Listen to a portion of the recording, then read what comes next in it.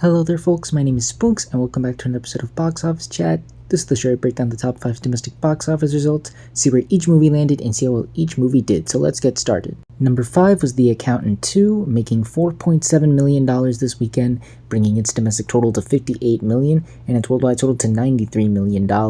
So it has officially surpassed its initial $80 million budget worldwide, and it's on its way to $100 million worldwide as well. And if it can keep maintaining its strong hold, I think it can get close or just barely get to its initial production budget.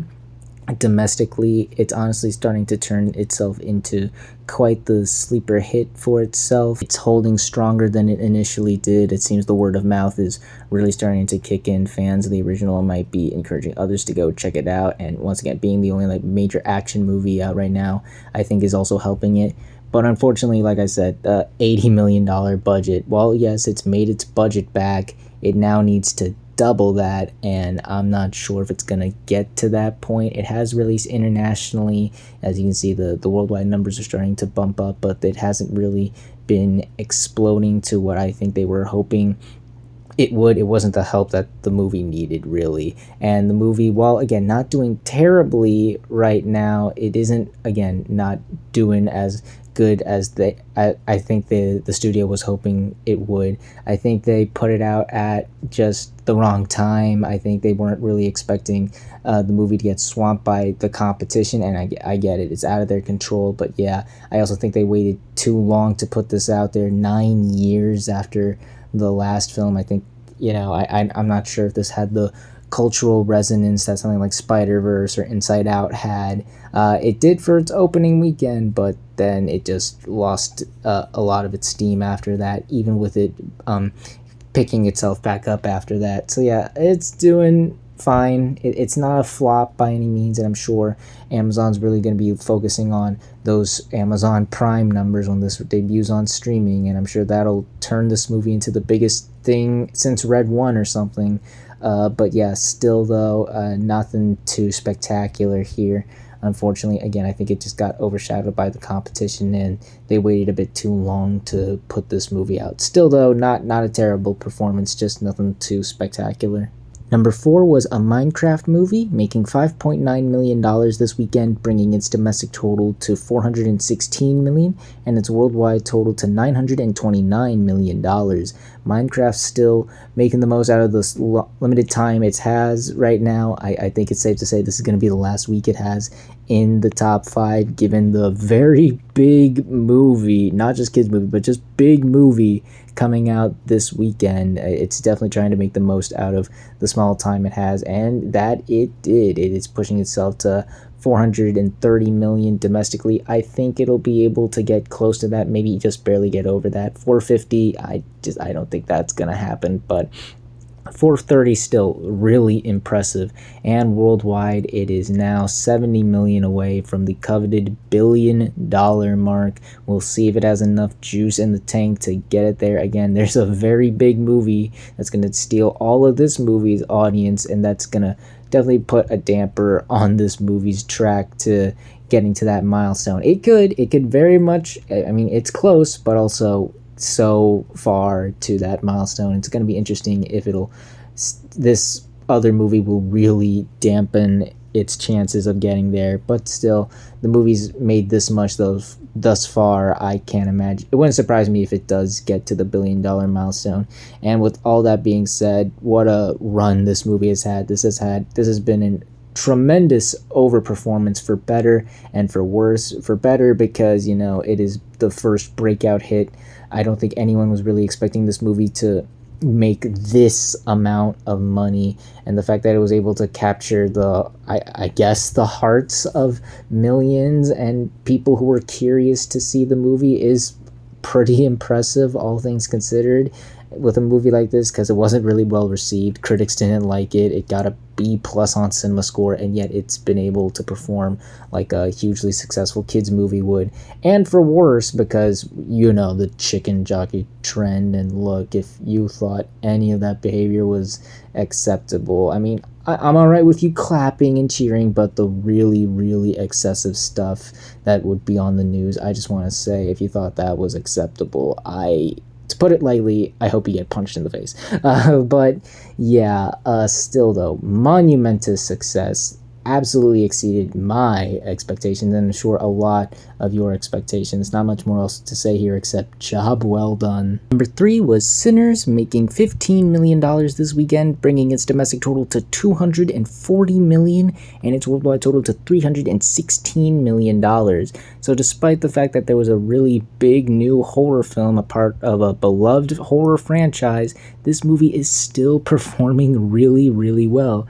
Obviously, I'm sure a large part of it was that it was re-released back in those IMAX 70mm screenings, but still, the fact that this movie only dropped 30%, another 30% mind you, is astonishing to see, especially as we head into the summer movie season. The competition's gonna get fierce, but this movie is still putting up a good fight, and it's now just $10 million away from the $250 million milestone. That is insane for an original horror movie like this. Obviously, this has more than doubled its $90 million budget, and things are starting to slowly but surely improve internationally. Again, it's not the juggernaut that it is domestically, but it's getting to $100 million internationally, and because of that, it has surpassed the $300 million milestone worldwide. Still, mighty fine total for a $90 million horror movie. This bodes well for its performance once again as we get further into the summer. I think the hype and momentum, while dying down a bit, is still there. People still want to go check this movie out again and again, and honestly, I wouldn't be surprised if we see this movie do especially well this weekend with Memorial Day weekend. I'm not saying it's going to increase by any means, but it wouldn't surprise me if we see another really solid hold for this movie this weekend, given that, yeah, not much more else to say. The movie has still just absolutely blown me away with how successful it has been, and this is certainly not the end of the road for this movie. Again, bravo to Sinners. Number 2 was Thunderbolts, making $16 million this weekend, bringing its domestic total to $155 million and its worldwide total to $325 million. Yeah, this movie is still doing fine. You know, it's not breaking out, but it's not a total disaster. It's honestly kind of shocking how kind of underwhelming this performance is, really, considering this was supposed to be the big rebound for Marvel, even though Deadpool was the other rebound and Guardians of the Galaxy was the other rebound, but you get what I mean. This movie was much better received than some of the later MCU films. It was the return to Marvel kickstarting the summer. A lot was riding on this movie. It inadvertently teases the next, without going into major spoilers, the next major MCU film, really. I mean, they already revealed the big reveal for the title, but yeah, I think there's reason to be disappointed by these numbers, really. Again, I mean, it's not doing terribly. I mean, 150 million, that's not a bad place to be. 300 million worldwide, that's also not a bad place to be. But when your budget is 180 million and now you're starting to lag behind Captain America Brave New World, which was a similar budget and also not a very strong performer at the box office, that is cause for concern. Again, it's not a total disaster by any means, but it's also not doing what I think they were hoping for this. I think they were just hoping for this to be the next Guardians of the Galaxy, or even to a lesser extent Doctor Strange. Just these unknown characters get their own movie and it makes a hefty sum of money. It's not that this needed to make $1 billion, but it needed to do more, and it's just not really. The word of mouth and interest isn't really there, and I'm starting to get concerned it's gonna be one of the movies that gets swamped by the competition. I mean, again, Memorial Day weekend, it's looking really, really big this year, and I'm not sure if this movie's gonna make enough to really put up a good fight against the other bigger movies, really. So yeah, again, not terrible. I don't want this to go on saying this is a flop, this is a bomb. No, it's not that, but it is a bit underwhelming how lackluster this movie's performing, really. I thought it would really start to take off, but it just doesn't seem to be having that effect, really. And finally, let's end the video off with the number 1 movie of the weekend, which was Final Destination Bloodlines. opening with $51 million this weekend domestically and $104 million worldwide. This is the fourth biggest opening of the year so far, topping Sinners, but still sitting behind Thunderbolts, Captain America, Brave New World, and a Minecraft movie. It is the second biggest opening of the summer, topping Clown in a Cornfield, Hurry Up Tomorrow, and Shadow Force, but still sitting behind Thunderbolts. It is the biggest opening of the year for a horror film, topping Sinners, The Monkey, Wolfman, and Woman in the Yard. And it is the biggest opening in the Final Destination franchise, topping the Final Destination 5, 3, 2, and 1. I knew this movie would dominate this weekend, but I did not expect this movie to reach these heights. Like, wow, this movie. I mean, let's be real here.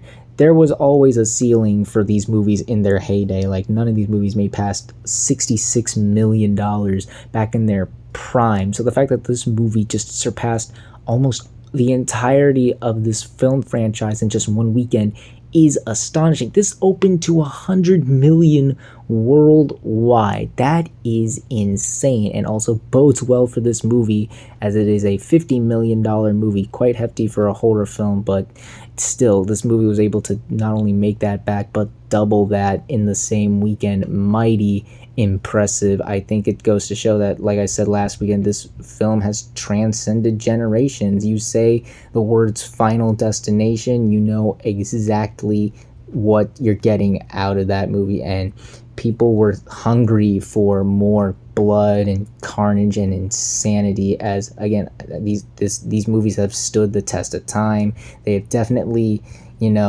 had an impact on people's views on certain things, especially logging trucks. And I think the marketing sold this film especially well. They really leaned into the legacy of these movies, and just, a lot of people were hyped up to see this movie. And fortunately, people seem to be liking this movie a lot. Critics have been loving this the most out of the entire franchise. It's set review highs for the film franchise, and it also scored well on CinemaScore, gaining a B+, which is great, not just for a horror film, but also puts it on par with the best of this franchise, Final Destination 2, 3, and 5. So yeah, I think this is safe. It's safe to say that this movie is a big hit, another win for Warner Brothers, another win for horror right now. Not sure if it's going to reach the heights of Sinners domestically, but worldwide, I think it's definitely going to challenge that for sure. And as I've been saying, with Memorial Day weekend on the horizon, I think this movie's going to do very well, even with the other big horror movie out right now, this being the newer one. I think that's going to make it stand out from the crowd this Memorial Day weekend, and with it being the only new big major horror movie out right now until I believe 28 years later, which comes out in another month. This movie's got plenty of time to grow and make even more money than it already needs to. So yeah, I don't know what else to say except astonishingly stupendous opening for Final Destination Bloodlines. This is not the end of the road for this movie for sure. It's gonna reach even more heights as we go on, and I can't wait to see those heights for sure. And those were your top 5 domestic box office results for this weekend, but we're not quite done yet, as we've got another week ahead of us and new movies hitting theaters.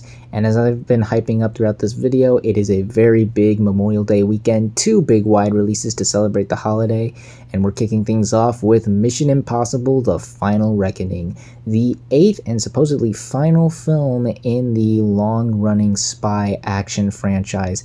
Now, I think it's important to discuss the elephant in the room, and that is the fact that the last Mission Impossible film was kind of a dud, not quality-wise, but financially. It was released at a very bad time, got swept by the competition, and just way too expensive. And it seems they're trying to course correct a couple things here. They're releasing it earlier in the summer, putting it out on a pivotal holiday weekend, and they're really promoting this movie. I've been seeing a lot of promos and stuff for this movie recently. They've been doing a good job of getting the word out. It premiered at the Cannes Film Festival. They gave it a pretty big Super Bowl commercial earlier this year, and the buzz seems to be very strong. People seem to be really excited to get back to this franchise, and it does seem that critics like the film.